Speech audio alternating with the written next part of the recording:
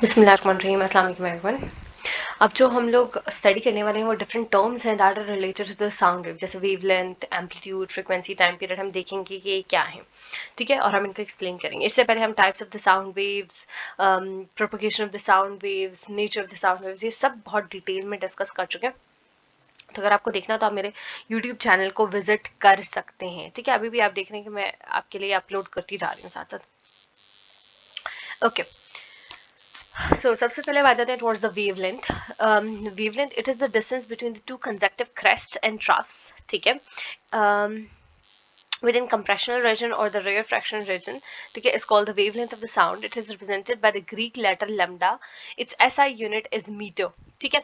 Wavelength क्या है? Basically हम डिस्टेंस मेजर कर रहे हैं ना, ठीक है, तो डिस्टेंस हमेशा उसका SI यूनिट क्या होता है?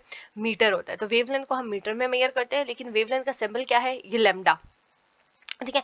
अब वेवलेंथ क्या है? वेवलेंथ जो है वो डिफरेंट डिस्टेंस है between a crest and a second crest, ठीक है। दो कंजेक्टिव क्रेस्ट्स के बीच का जो डिस्टेंस है उसे वेवलेंथ कहा जाता है, या दो जो ट्रफ्स है उनके बीच का डिस्टेंस जो है वो उसे वेवलेंथ कहा जाता है, ठीक है। या यू कैन से दो कंप्रेशंस है ना, तो दो कंप्रेशंस के बीच का डिस्टेंस या दो रेयर फैक्शंस के बीच का डिस्टेंस जो होता है वो कहलाता है वेवलेंथ। चूंकि हम साउंड वेव्स की जब हम बात करें तो हम लॉन्गिट्यूडनल वेव्स है ना ये, ठीक है, प्रेशर वेव्स हैं। तो इस वजह से हम, अगर आप ये डेफिनेशन दे देते हैं that in case of the sound waves the distance between the two compressions, to conjunctive compression. Conjunctive का क्या मतलब होता है? एक के बाद जो दूसरा है, ठीक है। हम इस कंप्रेशन को और यहाँ पे दी गई किसी कंप्रेशन को नहीं ले सकते, ठीक है। हम साथ साथ वाली कंप्रेशन को लेंगे, कंजेक्टिव जो एक के बाद आ रही है, ठीक है। इस द रेयर फ्रैक्शंस, हम कभी इन दो रेयर फ्रैक्शंस को नहीं ले सकते as wavelength, no, this would be just this distance. Okay, hope so ये आपको क्लियर हो जाएगा। अच्छा, क्रेस्ट एंड ट्रफ का हम देख लेते हैं। क्रेस्ट क्या होता है? पॉजिटिव एम्पलीट्यूड होता है, हाईएस्ट एम्पलीट्यूड होता है, एंड ट्रफ जो होता है वो लोएस्ट एम्पलीट्यूड होता है। तो दो क्रेस्ट के बीच, क्रेस्ट यानी हायर एम्पलीट्यूड या दो लोअर एम्पलीट्यूड के बीच का जो डिस्टेंस होगा उन्हें हम ट्रफ कहेंगे। अच्छा, ये दो कौन से हैं? कंजेक्टिव है। मैं ये बार बार आपको बता रही हूँ, दे आर कंजेक्टिव, एक दूसरे से अलग नहीं है। आप कभी भी ये वाला ट्रफ और ये वाला ट्रफ नहीं ले सकते, ठीक है। दे आर नॉट कंजेक्टिव, एक को छोड़ के है ये, ठीक है। तो कंजेक्टिव क्या है? कंजेक्टिव का मतलब होता है एक दूसरे के साथ साथ जो आ रहे हो, ठीक है। तो इसके साथ कौन सा आ रहा है? ये वाला आ रहा है, या इसके साथ वाला भी ये आ रहा है, ठीक है। तो इनके बीच का जो डिस्टेंस होगा वो वेवलेंथ कहलाएगा। Remember this point. Okay, so hopes आपको ये वेवलेंथ की डेफिनेशन क्लियर हो गई। अच्छा, अब हम आ जाते हैं टुवर्ड्स द एम्पलीट्यूड। एम्पलीट्यूड क्या है? It is a maximum displacement covered by the particle distributed when sound waves travel through the medium. Amplitude tells about the energy level carried by the sound waves. In other words, higher amplitude indicate higher energy and lower amplitude tells us about the lower energy of the sound waves. अच्छा, amplitude में हम क्या बात करेंगे? Wavelength में हम बहुत सारे पार्टिकल्स की बात करें, एम्पलीट्यूड में हम सिर्फ और सिर्फ एक पार्टिकल की बात करेंगे, ठीक है, कि एक पार्टिकल ने मैक्सिमम कितनी डिस्प्लेसमेंट ली है from its main position. Suppose एक पार्टिकल यहाँ था, ठीक है। अच्छा, हम लेफ्ट टू राइट इसकी देख लेते हैं क्योंकि ये लॉन्गिट्यूडनल वेव्स है ना, ठीक है। तो ये एक पार्टिकल था, ठीक है। जब इसके अंदर वाइब्रेशंस आई तो ये इतना मूव किया यहाँ से, और यहाँ से ये इतना मूव किया, ठीक है। O position, A position and B position, okay. So ये दो पोजिशंस हैं।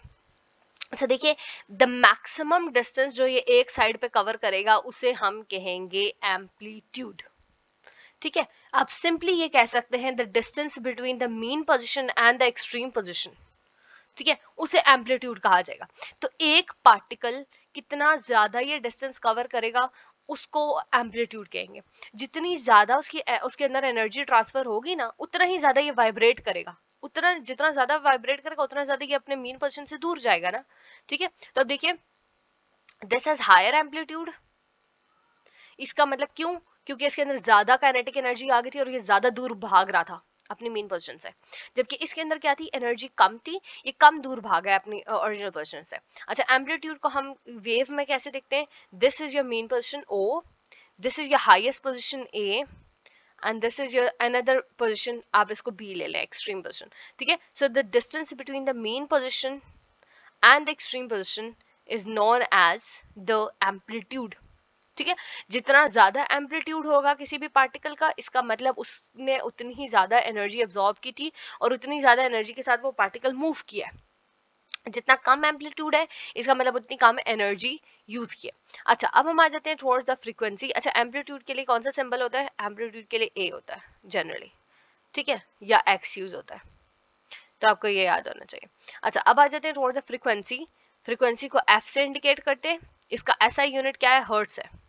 ये मैं आपको साथ साथ ऐसे बता रही हूँ ताकि आपको चारों ये जो कैरेक्टरिस्टिक्स हम पढ़े उनके एसआई यूनिट्स भी याद होने चाहिए, कि अगर हमें सपोज 413 मीटर बताया जाता है वेव के बारे में बात करके, 413 मीटर, तो हमें ये याद होना चाहिए। अच्छा, एम्पलीट्यूड भी चूंकि डिस्टेंस है, डिस्प्लेसमेंट है, तो therefore it has also SI unit metre, ठीक है।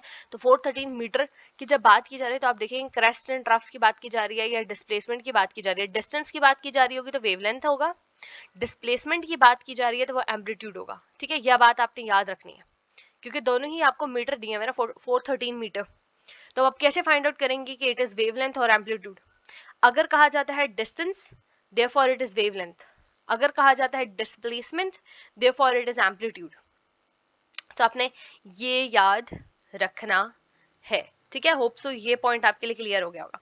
अच्छा, फ्रीक्वेंसी की तरफ हम आ गए थे। फ्रीक्वेंसी का देखिए, ऐसा यूनिट मैंने अभी आपको याद करवा दिया। ऐसा यूनिट क्या है? फ्रीक्वेंसी का हर्ट्स है।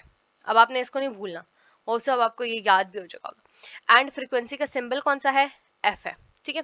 अच्छा देखिए, किसी भी पर्टिकुलर पॉइंट से एक सेकंड के अंदर अंदर कितनी जो क्रेस्ट एंड ट्रफ्स वगैरह है, कितनी नंबर ऑफ साउंड वेव्स हैं वो पास करती हैं, उसे फ्रीक्वेंसी कहते हैं। वेव क्या है? एक साउंड की एक पूरा चक्कर, एक मेन पोजीशन से एक एक्सट्रीम पोजीशन से होके वापस अपनी मेन पोजीशन पे आना, दैट इज अ वेव। या फिर एक वेव का क्या है? ये एक पॉइंट से चल के अपना एक क्रेस्ट और एक ट्रफ दोनों कवर करके अपनी ओरिजिनल पोजीशन पे आ जाना, मेन पोजीशन पे आ जाना, दिस इज वन वेव, ठीक है। तो अब देखिए, मैं यहाँ पर वेव्स हम देख लेते हैं, यहाँ पे कितनी वेव्स हैं। देखिए, this should be your first wave 1 and this जो ये सेकंड से स्टार्ट हो रही है और यहाँ आ रही है, this is your second wave. And ये जो आ रही है आपकी, ये हाफ है। तो आपकी यहाँ पर कितनी वेव्स शो हो रही हैं? 2.5 वेव्स शो हो रही हैं, राइट। क्योंकि इसका ऊपर वाला पोर्शन अभी रहता है ना, ये वाला, ये भी होता तो ये टोटल 3 वेव्स हो जाती है जो कि आपको शो हो रही है। तो एक पर्टिकुलर पॉइंट हमने ले लिया एक जगह पे, ठीक है, किसी भी एक जगह पे, उसमें हम देखते हैं कि एक सेकंड के अंदर अंदर उस पॉइंट से कितनी वेव्स पास हो रही हैं, complete waves. I am talking about complete waves, एक क्रेस्ट और एक ट्रफ, कितनी वेव साइकिल्स पास हो रहे हैं, उसको हम कहेंगे फ्रीक्वेंसी, ठीक है। अच्छा, अब हम आ जाते हैं towards the time period. Time period जो है, एक वेव कितना टाइम लगाती है उस पॉइंट से पास होने में, उसको टाइम पीरियड कहते हैं, ठीक है। फ्रीक्वेंसी में तो हम ये देखते हैं ना कि भाई एक सेकंड के अंदर अंदर कितनी वेव्स पास कर गई हैं वो। अब जैसे यहाँ पे सपोज अगर 2.5 वेव्स पास कर जाती है एक सेकंड के अंदर, तो हम क्या कहेंगे? Frequency is equal to 2.5 hertz, ठीक है। जबकि टाइम पीरियड क्या होता है? टाइम पीरियड होता है सेकंड्स में, ठीक है। इसका जो सिंबल है वो कैपिटल टी है। ये हमें ये बताता है कि कितने सेकंड्स लगे हैं एक वेव को पास होने में। लाजमी नहीं है वो 1 2 3 सेकंड्स ही हो, वो 0.01 सेकंड भी हो सकता है, ठीक है। ये भी तो सेकंड ही है, ओके। तो कितना टाइम लगा है एक वेव को पास होने में, ठीक है, पर्टिकुलर पॉइंट से, उसको हम टाइम पीरियड कहेंगे।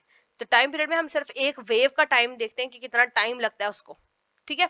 और फ्रीक्वेंसी में हम ये देखते हैं कि एक सेकंड के अंदर अंदर, सिर्फ एक सेकंड के अंदर अंदर कितनी वेव्स पास कर सकती हैं एक पर्टिकुलर पॉइंट से। तो होप सो आपको ये क्लियर हो चुका होगा। अब हम नेक्स्ट जो है वो कैरेक्टरिस्टिक्स ऑफ साउंड वेव्स देखेंगे, जिसमें पिच, फ्रीक्वेंसी, लाउडनेस, ये सब हम देखेंगे, ठीक है, क्वालिटी ऑफ द साउंड, और उसके बाद हम intensity of the sound waves की तरफ आ जाएंगे। सो नेक्स्ट लेक्चर बहुत इंपॉर्टेंट है, वो थोड़ा लंबा भी जाएगा क्योंकि हर चीज़ ज़ाहिर सी बात है आपको पता है कि मैं एक्सप्लेन करती हूँ कि एक वर्ड आप लोगों के लिए।